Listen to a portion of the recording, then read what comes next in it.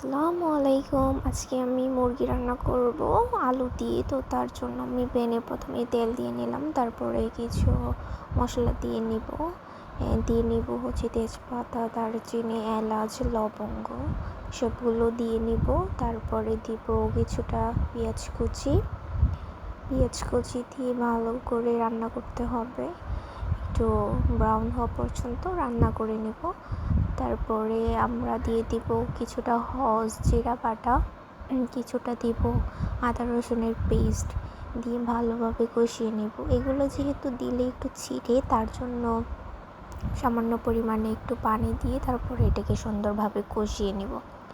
এই তো এখন পানি দিয়ে সুন্দর করে কষিয়ে নিয়ে তারপরে এখানে আপনার একটু হলুদ গুঁড়ো, কিছুটা পরিমাণ মরিচ গুঁড়ো, মানে আপনারা যে পরিমাণে খেতে চান ঝালটা ওই পরিমাণে দিয়ে নেবেন।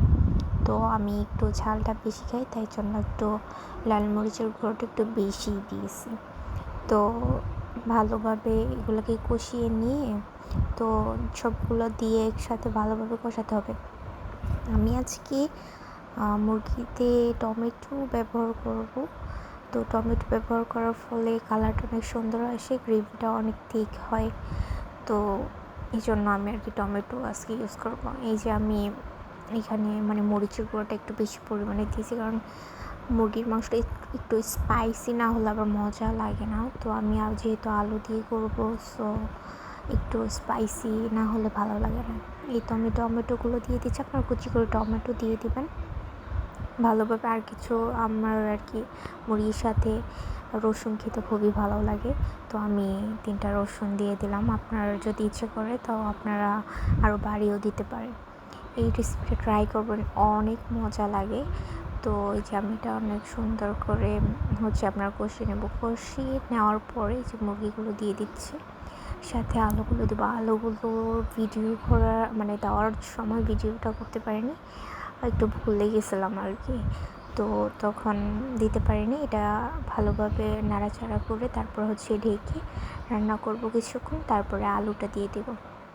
এই যে আলু দিয়ে রান্না করছি, তো আলু দিয়ে রান্না করব কিছুক্ষণ, কষিয়ে নেব সুন্দর করে যতক্ষণ পর্যন্ত মাংসটা পানিটা শুকিয়ে যায়।